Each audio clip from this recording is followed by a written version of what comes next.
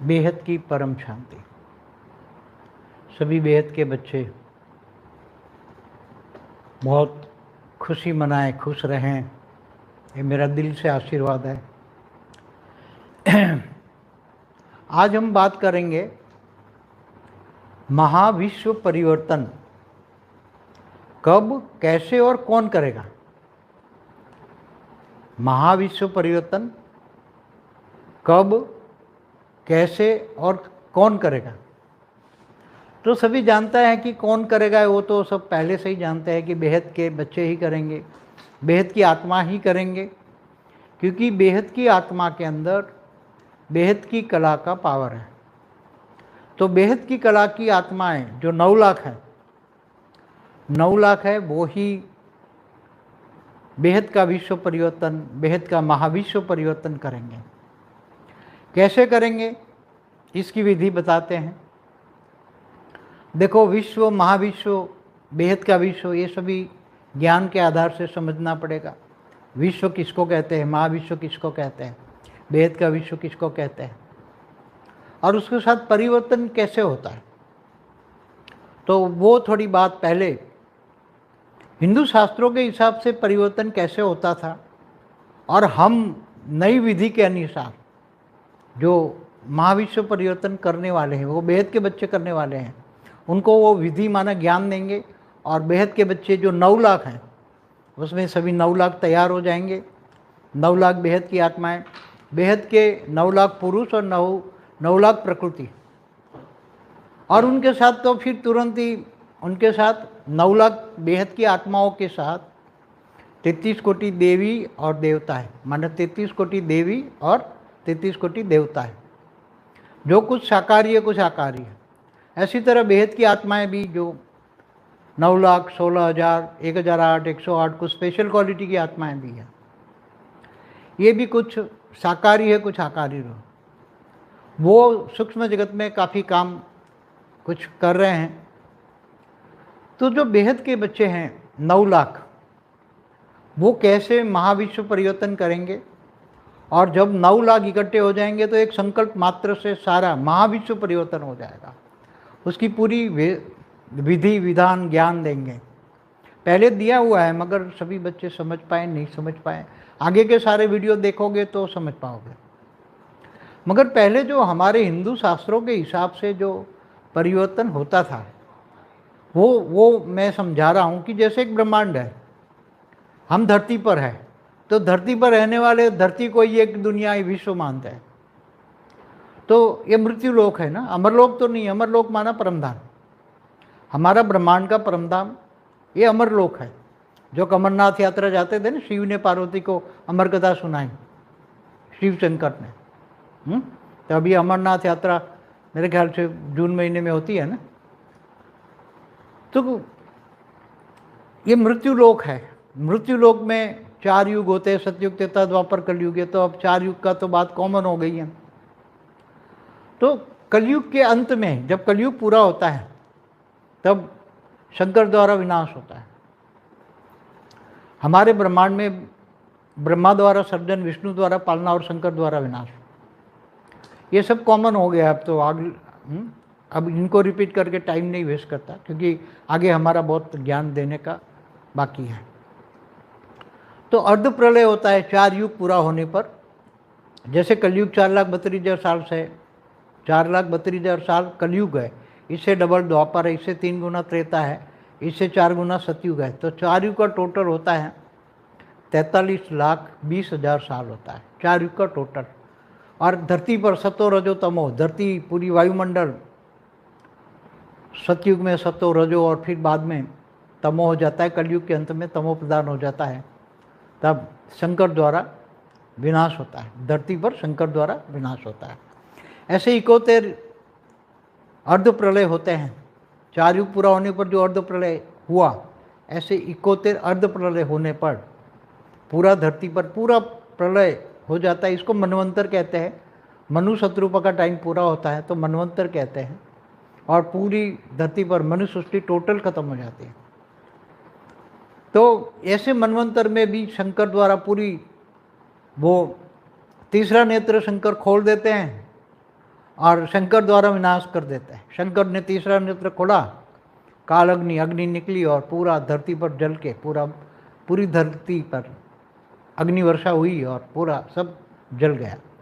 फिर दोबारा नए मनुष्य रूप आते हैं और नई मनुष्य सृष्टि चालू होती है। ऐसे 14 मनवंतर पूरा होने पर, माना 1000 चतुर्युग पूरा होने पर कल्प प्रलय होता है। उसको कल्प प्रलय कहते हैं। ब्रह्मापुरी में ब्रह्मा का एक दिन होता है। ब्रह्मापुरी में ब्रह्मा का एक दिन। कल्प प्रलय में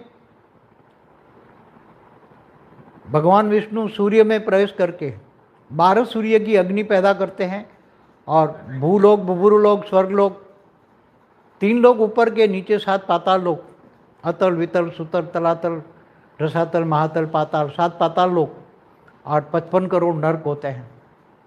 नर्क और सर्प सब खत्म हो जाता है। जलाकर सूर्य की 12 गुना अग्नि पैदा करके अग्नि में जलाकर भस्म कर देते हैं। तो आत्माएं तो भस्म नहीं होती ना। ये तो 5 तत्वों की दुनिया जो है, अग्नि तत्वों में जल और मिट्टी भस्म हो जाती है। धरती की भी मिट्टी भस्म हो जाती है, धरती भी खत्म हो जाती है। धरती की आयु कितनी है? 1000 चतुर्युग तक ये धरती टिकती है। बाद में कल्प प्रलय में धरती भी खत्म हो जाती है। बाद में ये ब्रह्मा की रात में, पूरी ब्रह्मा की रात माना 4 अरब 32 करोड़ साल रात और दिन, इतना ही दिन। 1000 चतुर्युग माना 4 अरब 32 करोड़ साल दिन और इतनी ही रात। ब्रह्मा का रात और दिन मिला के 8 अरब 64 करोड़ साल होता है। तो दोबारा जब सर्जन कर देते हैं धरती और जल और सब, विष्णु दोबारा फिर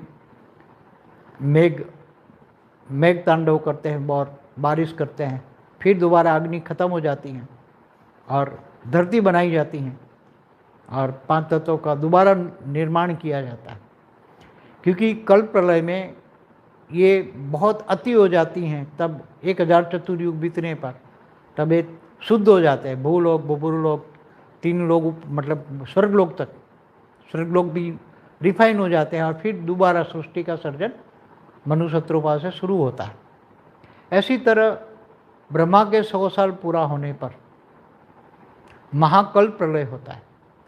तब शिव सूर्य में प्रवेश करके काल अग्नि पैदा करके पूरे ब्रह्मांड को जलाकर भस्म कर देते हैं और वो ब्रह्मांड जो जिन्होंने सर्जन किया वही विसर्जन करते हैं। नियम होता है, नेचुरल लॉ होता है, जो ही सर्जन करता है वही विसर्जन करता है। तो ब्रह्मांड का सर्जन निराकार ब्रह्म ने किया था। निराकार ब्रह्म ने अपना निराकार से आकारी बने, आकारी शिव बने और शिव ने शक्ति को सर्जन किया। शिव शक्ति ने मिलकर, आदि शिव आदि शक्ति ने मिलकर ब्रह्मा विष्णु शंकर का रचना किया और आदि शक्ति ब्रह्मा विष्णु शंकर द्वारा पूरे ब्रह्मांड चलाती हैं। ब्रह्मा के 100 साल पूरा होने पर ब्रह्म के अंदर पावर बहुत लॉस हो जाती है, तो वो ब्रह्म खुद सूर्य में प्रवेश करके काल अग्नि पैदा करता है। क्या? काल अग्नि। तो अग्नि अनेक गुनी शक्ति वाली अग्नि होती है।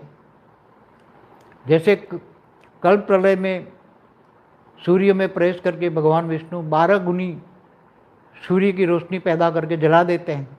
3 लोग, नीचे पाताल, 7 पाताल, 55 करोड़ नर्क, सब ऊपर के लोग रह जाते हैं। जो कल्प प्रलय में ऊपर के लोग रह जाते हैं, स्वर्गलोक से ऊपर जो महालोक, जनलोक, तपलोक, फिर सत्यलोक, फिर ब्रह्मापुरी, विष्णुपुरी, शिवपुरी, परमधाम रह जाता है कल्प प्रलय में।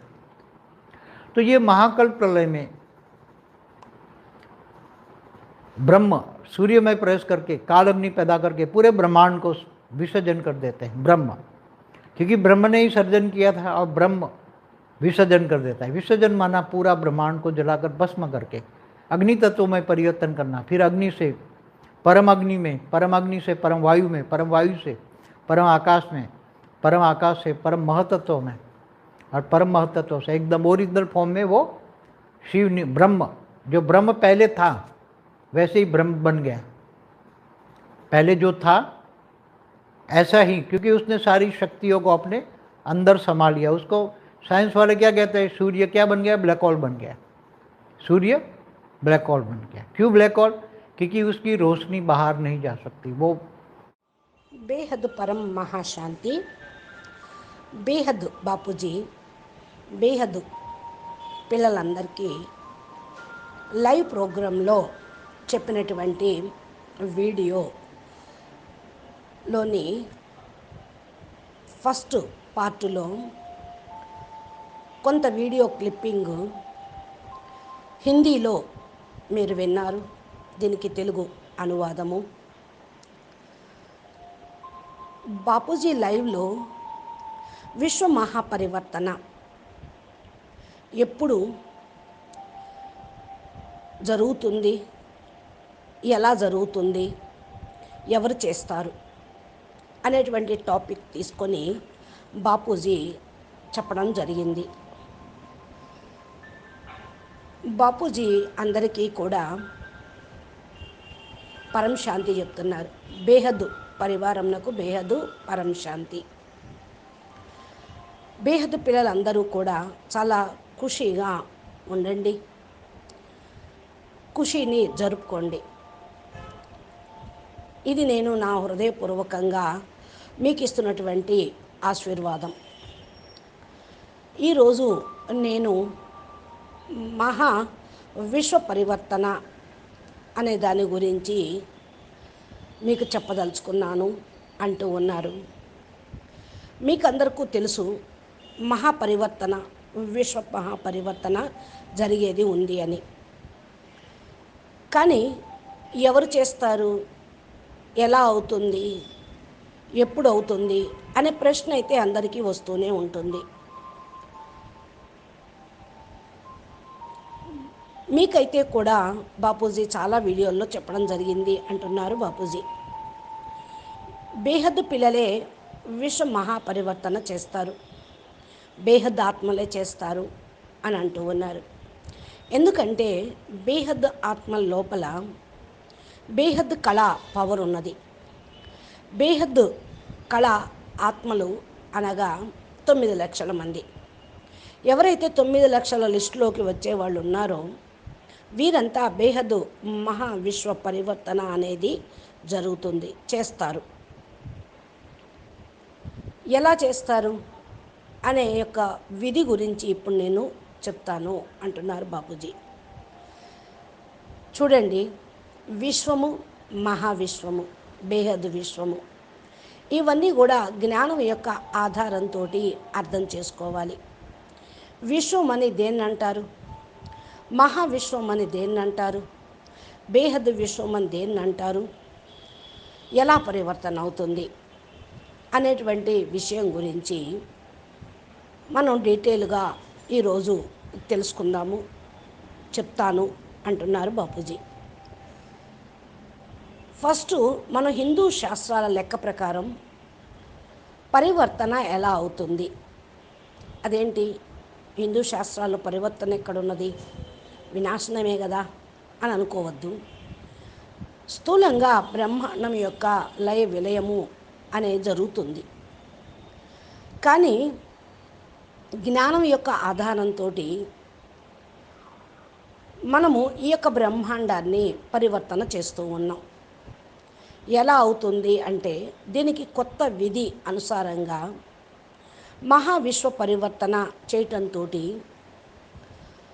బ్రహ్మాండం యొక్క పరివర్తన, యూనివర్స్ యొక్క పరివర్తన అనేది జరుగుతుంది. ఇది బేహద్ పిల్లలు చేస్తారు. దీనికి విధి గురించే బాపూజీ జ్ఞానం ఇస్తూ ఉన్నారు. దీనిలో 9 లక్షల మంది ఈ కార్యక్రమం చేయటానికి తయారీ అవుతారు. బేహద్ పిల్లలు 9 లక్షలు అంటే 9 లక్షల మంది పురుషులు లైట్ స్వరూపాలు, 9 లక్షల మంది ప్రకృతి మైట్ శక్తి స్వరూపాలు. వీళ్ళతో పాటు మరలా 33 కోట్ల దేవీ దేవతలు. 33 కోట్ల దేవీ దేవతలు అని అంటే 66 కోట్లు అయ్యారు. దేవతలు, దేవీలు 33, 33, 66 కోట్లు. అయితే ఎవరైతే ఇప్పుడు సాకార రూపంలో ఉన్నారో వారు ఉన్నారు.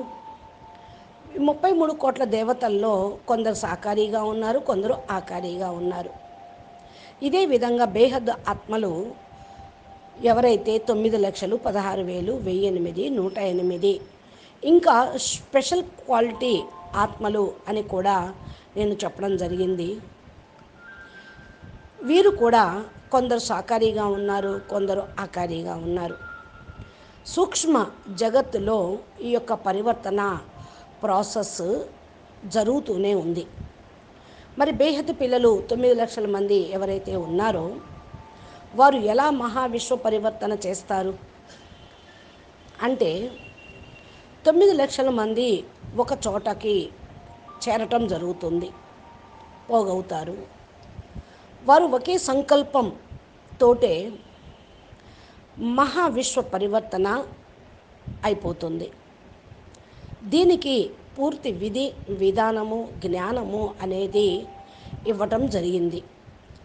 ఫస్టే ఇవ్వటము జరిగింది. కానీ పిల్లలందరూ అర్థం చేసుకున్నారో చేసుకోలేదో అని మరలా నేను చెప్తూ ఉన్నాను అంటున్నారు బాపూజీ. అంటే పాత వీడియోల్లో బాపూజీ విధి విధానము మహాపరివర్తన ఎలా జరుగుతుంది అని కొన్ని చెప్పి ఉన్నారు. కొత్త పిల్లలు విన్నారో లేదో అర్థమైందో లేదో అని నేను డైరెక్ట్గా లైవ్లో చెప్తున్నాను అంటున్నారు బాపూజీ. ముందు పాత వీడియోలు మీరు చూస్తే కూడా అర్థమవుతుంది. ఇప్పుడు మళ్ళా ఏదైతే ఫస్ట్ హిందూ శాస్త్రాల లెక్క ప్రకారం ఏదైతే పరివర్తన అయ్యేది ఉందో అది నేను చెప్తాను అంటున్నారు బాపు. ఏ విధంగా ఒక బ్రహ్మాండం ఉంది అంటే మనము భూమి మీద ఉన్నాం కదా, మనం ఉన్నటువంటి బ్రహ్మాండము, ఇక్కడ ఉండేటువంటి వాళ్ళు, ఈ భూమి ఒక ప్రపంచము, ఒక విశ్వంగా అంటూ ఉంటారు. అంటే సైన్స్ వాళ్ళు కూడా ఈ యొక్క బ్రహ్మాండాన్నే విశ్వం అంటూ ఉన్నారు. అయితే ఇది మృత్యులోకము, ఇది అమరలోకం కాదు. అమరలోకము అంటే పరంధామం. మన బ్రహ్మాండము యొక్క పరంధామము అమరలోకము. అంటే ఆత్మ నిరాకారి స్టేజ్లోకి ఎక్కడికి వెళ్ళిపోతే ఆత్మ ఇంకా వినాశనం అనేది కాదు కదా. అందుకని దీన్ని అమర్నాథ్ అనొచ్చు.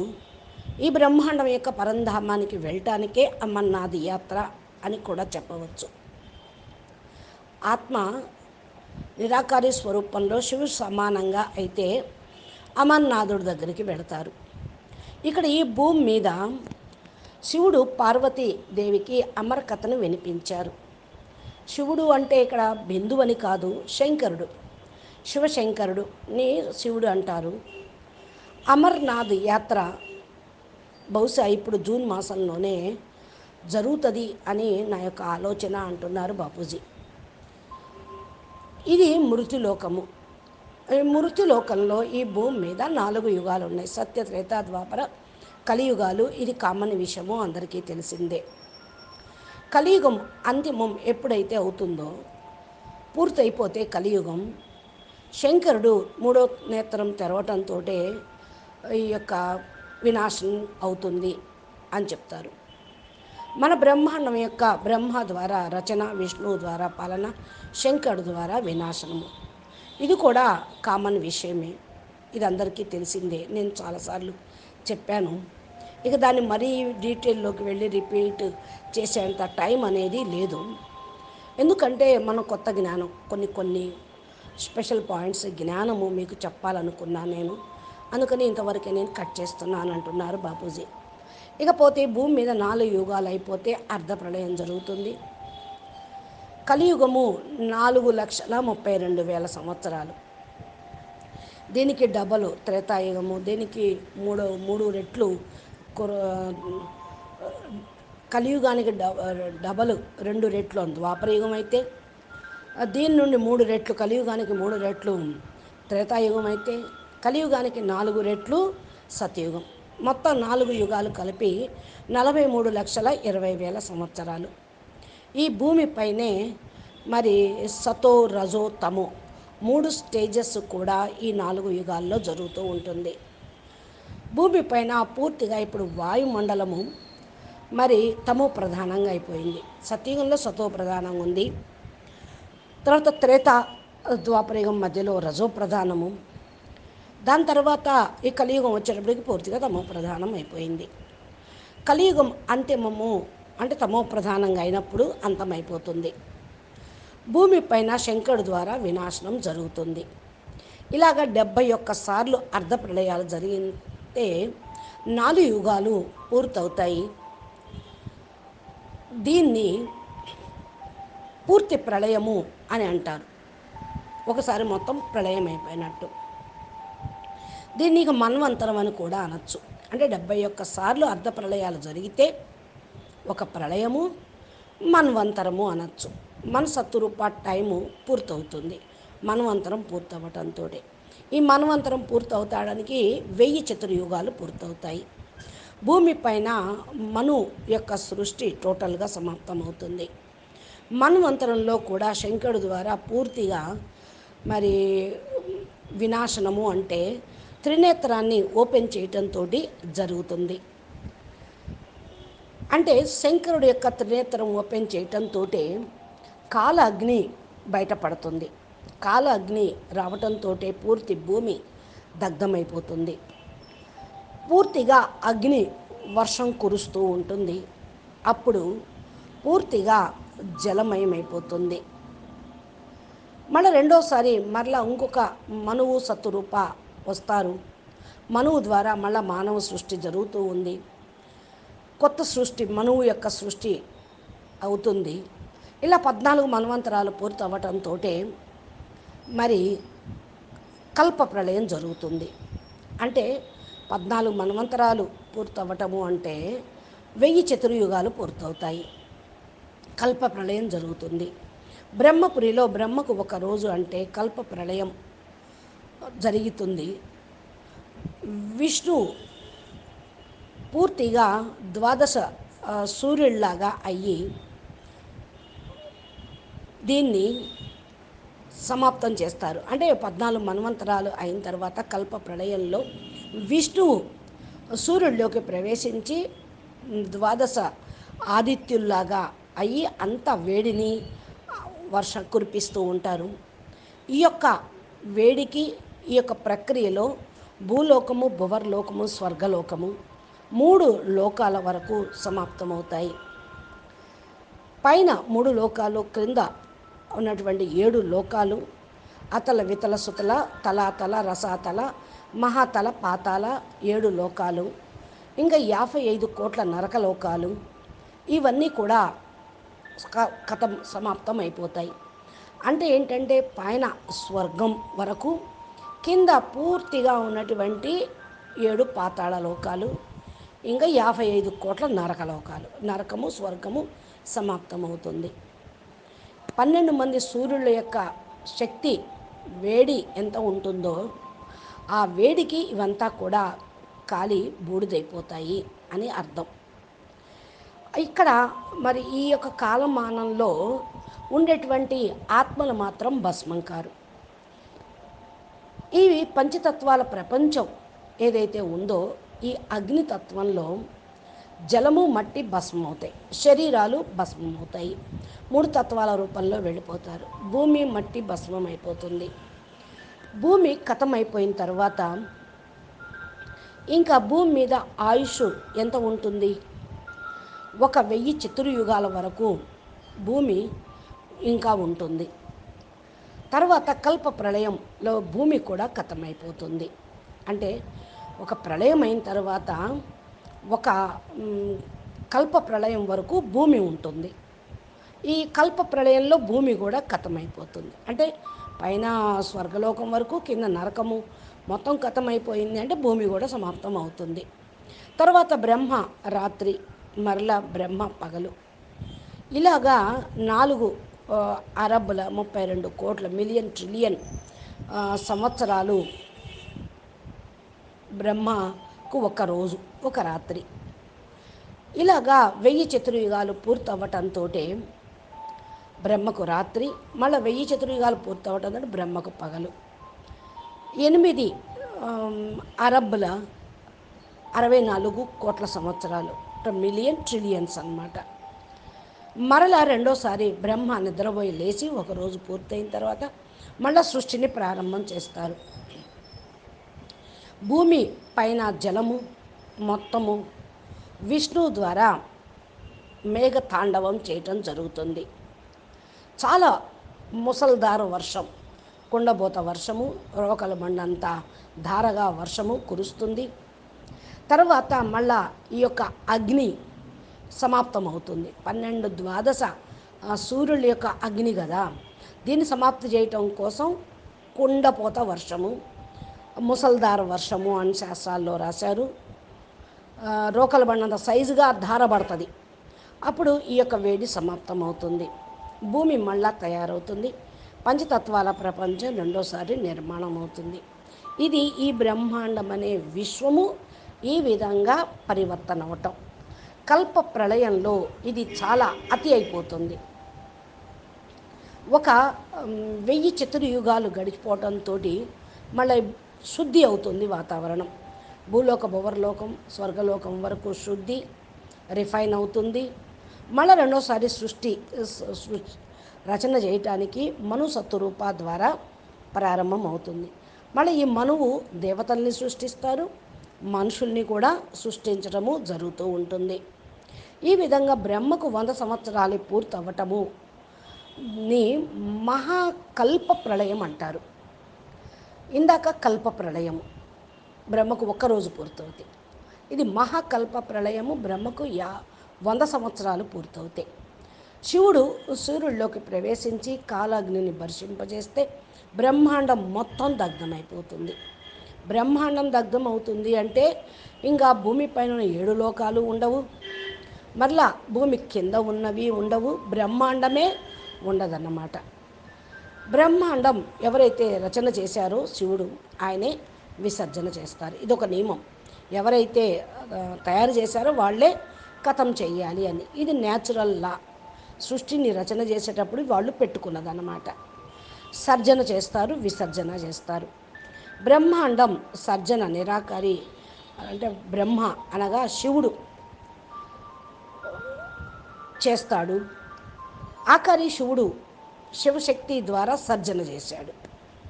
విసర్జన నిరాకారి శివుడు చేస్తే సర్జన మాత్రం శివుడు శక్తి ద్వారా చేయటం జరుగుతుంది. శివశక్తులు కలిసి ఆది శివ్ ఆది శక్తిగా అయ్యి మళ్ళీ బ్రహ్మ విష్ణు శంకర్లను రచన చేసి ఆదిశక్తి బ్రహ్మ విష్ణు శంకర్ల ద్వారా పూర్తి బ్రహ్మాండాన్ని నడిపిస్తూ ఉంటుంది.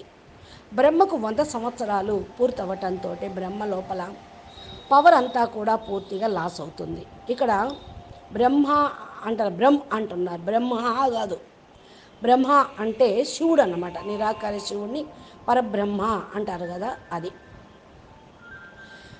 ఇక్కడ పరబ్రహ్మ శివుడు స్వయం సూర్యుడిలో ప్రవేశించి కాలాగ్నిని పుట్టిస్తాడు. బ్రహ్మకు ఈ బ్రహ్మాండం యొక్క బ్రహ్మకు 100 సంవత్సరాలు పూర్తయితే కాలాగ్ని అగ్ని అనేక గుణాల శక్తి కలిగినటువంటి అగ్ని. ఇది కాలాగ్ని అంటే శివుణ్ణి కాలుడు అంటారు కదా, అందుకనే కాలుడు ద్వారా కాలాగ్ని అనేది ప్రజ్వలిల్లుతుంది. ఏ విధంగా కల్ప ప్రళయంలో సూర్యుడిలో ప్రవేశించి విష్ణువు 12 ద్వాదశ సూర్యుడి యొక్క వెలుగుని వేడిని పుట్టిస్తాడో, తర్వాత జలాన్ని వర్షింపజేస్తాడో, అదేవిధంగా ఇక్కడ సూర్యుడిలో ప్రవేశించినటువంటి శివుడు కాలాగ్నిని వర్షింపజేస్తాడు. అప్పుడు భూమిపైన పైలోకాలు క్రింద లోకాలు మొత్తం బ్రహ్మాండమే దీనిలో సమాప్తమవుతుంది. ఇంకా స్వర్గం లేదు, నరకం లేదు, పాతాళము లేదు, ఇక భూమి లేదు. ఈ ప్రళయంలో ఇక స్వర్గలోకం పైన ఉన్న మహర్లోకం, జనలోకం, తపలోకం, సత్యలోకం, బ్రహ్మపురి, విష్ణుపురి, శివపురి మొత్తం గతమవుతుంది. ఒక పరంధామం మాత్రమే ఉంటుంది. ఇది మహాకల్ప ప్రళయము. ఏమంటున్నాం? మహాకల్ప ప్రళయంలో నిరాకారి బ్రహ్మ సూర్యుడిలో ప్రవేశించి కాలాగ్నిని కలిగించి బ్రహ్మాండాన్ని విసర్జన చేస్తూ ఉన్నాడు. బ్రహ్మను సర్జన అంటే పరబ్రహ్మ శివుడు నిరాకారుడు సర్జన చేయటం, మళ్ళీ విసర్జన చేయటం, దీన్ని లయ విలయము అని అంటూ ఉంటారు. ఈ విధం పరివర్తన అనండి, వినాశనము అనండి. విసర్జన అంటే పూర్తి బ్రహ్మాండాన్ని ఆమ్, భస్మం చేయటం, దగ్ధం చేయటం. ఇది స్థూల అగ్ని కాదు, కాల అగ్నిలో ఇది పరివర్తన అయిపోతుంది. మామూలు అగ్ని అయితే మామూలుగా వినాశనము అంటారు. కాల అగ్ని కాబట్టి దీన్ని పరివర్తన అని అనాలి. ఈ బ్రహ్మాండం అనే విశ్వ పరివర్తన అవుతుంది. ఏదైతే అగ్ని నుండి పరమ అగ్నిలోకి, పరమ అగ్ని నుండి పరమ వాయువులోకి, పరమ వాయువు నుండి పరమ ఆకాశంలోకి, పరమ ఆకాశం నుండి పరమ మహత్తత్వంలోకి, పరమ మహత్తత్వం ఒక్కసారిగా ఒరిజినల్ ఫామ్లోకి శివుడు లోపలికి వెళ్ళిపోతుంది. అందుకనే శివుడు బ్రహ్మ నిరాకారుడు అని స్వరూపంలోకి వెళ్ళిపోతూ ఉంటారు. ఆయన ఒరిజినల్ ఫామ్, ఈ పవర్ అంతా కూడా ఆయన తీసుకోవడం జరిగింది. ఇలాగే శక్తుల యొక్క రచన జరిగింది. ఆ శక్తులందరినీ కూడా తమ లోపలికి ఇముడ్చుకుంటారు. అచ్చా, పరం శాంతి. ది నెక్స్ట్ టాపిక్ కంటిన్యూషను, ఈ యొక్క టాపిక్ నెక్స్ట్ క్లిప్పింగ్ ద్వారా బాపూజీ లైవ్లో ఏం చెప్పారో ఇంకా విందురు కానీ. పరం మహాశాంతి.